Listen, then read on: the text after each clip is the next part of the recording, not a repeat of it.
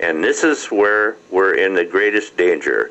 And so I concentrate on it, and I hope all of our listeners here understand this morning what we're up against. And this is going to be the last chance we have to save this great nation of ours. And we're on the very edge of things now. I know a lot of people don't want to believe that, but even great nations can collapse when you got people from all three branches of government in a president sitting there trying to do whatever he can to bring us into a new world order. And I am very, very well aware of what's happening in what I call the subterranean politics. And I promise you, and I promise everybody else listening to us here this morning, that I will dedicate myself to saving this country and returning us to sensible government that we've had in the past. And I just won't give up right till the end. I'll keep right on and trying to protect this as well as I can and as much power as I have if I'm elected. 866-371-1270 is morning phone number. We've got calls all over the place. Let's grab some more. There is some lines open, though, if you want to join in and ask a question or comment to Don Hooper. You're on the air next with Don Hooper on WMKT. Hi. Yes, Don Hooper, I have a question for you. I find it quite appalling that a congressman can work in Congress for 2 years and then accept a retirement pay for the rest of their life. There's no other job that you can do that. What's your opinion on this, please?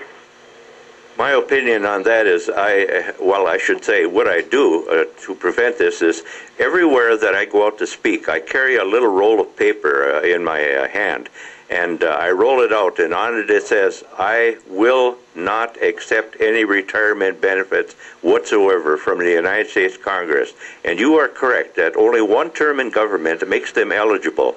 Now let's assume that a guy is 50 or 55 years old, or a woman, or whoever it is, and they spend a term or two in Congress. That means that with life expectancy as it is, that there is about 30 years that they're going to be collecting anywhere at today's money around $140,000 a year as a retirement.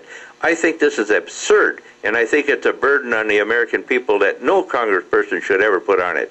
And every place I go, I always challenge the rest of my candidate friends that, come on now, you can't do this. You can't accept that kind of retirement. Nobody else in the whole world gets that. And so I take this piece of cardboard that I got and I hold it up in front of the crowd and I say, take a picture of this. I want this to be a matter of a record that can't be reversed. I will not accept any retirement of not even $2 from the American government after I leave Congress.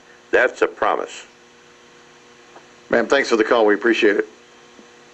Go ahead and grab another one at WMKT, the talk station. That's you. You're on the air next. Hi. Hello, Mike. Oh, excuse me, Greg. This is Jerry Gramsey calling. How are you doing? Hey, Jerry. How are you? It's good talking to you. Good. I'm driving in the car, so hopefully on the way to Charlevoix. Hopefully I don't cut out. Excellent. Say hi to Don. Yes, for Don. It's always great to hear you talk about the various components of your things that you hold special and dear.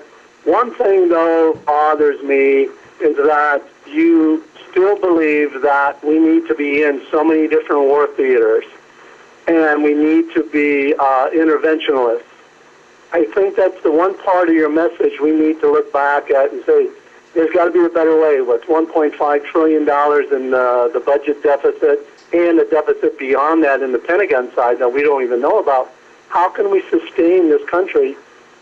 That was the way Rome went down. So what are your views about trying to make a difference in that way? And I'll hang up and listen to you. Thank you very much, and good luck, guys. Thanks for the call. We appreciate you joining in today. Well, the debt that the American people have, we are able to pay off the $9 trillion that we owe to China. I believe we can do that. And I believe that we can pay off the other approximately $5 trillion that we have to the European community. But as far as the unsecured debt, which is mostly established from people throwing IOUs into the box where Social Security money was supposed to have been ever since 1934, they've been taking that money out of that box as fast as it came in. And that's where most of this unsecured debt comes from. And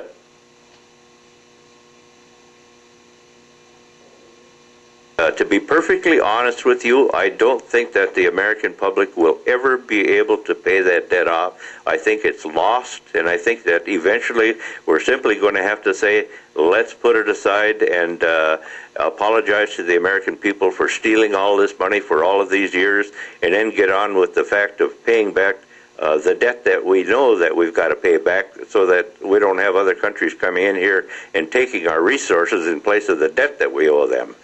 So you're correct about this debt business, and as a congressman, I'll work towards that end, knowing that we should be paying it off at a rate of, say about 4.5% to 5%, something like that. But you know, even if we paid it back at the rate of 15%, we couldn't pay it back in less than 20 years or better. And so this is of great concern, that we must stop this absolutely insane spending that we're on. My God, don't they understand that American households can't do it, American business can't do it? Why does the government do it continuously? I think I know the answer, but and I think you know it too. It's the wrong people in the wrong place. You're listening to WMKT, the talk station. Don Hooper is my guest. Don is with me this morning on the radio today. I appreciate muchly getting a chance to talk with him as candidate for Congress. Don, I got to ask you, and you said that, wow, talk about controversy, because although you're right, I don't see how we pay off $100 trillion in all the debt we owe all over. I don't see how it's possible to pay that off. So I agree with your theory, and you're probably right about what you're saying, that at some point it's going to default.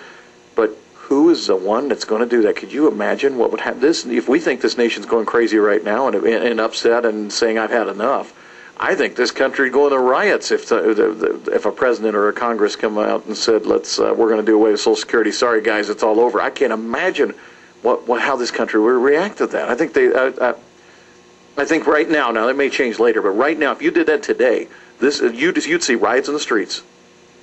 Probably so, but you know, it was mostly caused from the stealing of the Social Security program. And and they've got a pretty line for it. I mean, I've talked to Social Security people on the air before about it. They always say, well, we have a rule that Social Security money has to be invested so the American taxpayers get a return, and the safest place to invest is government securities. We know the government's going to pay it back. Well, you know what? We don't know the government's going to pay it back.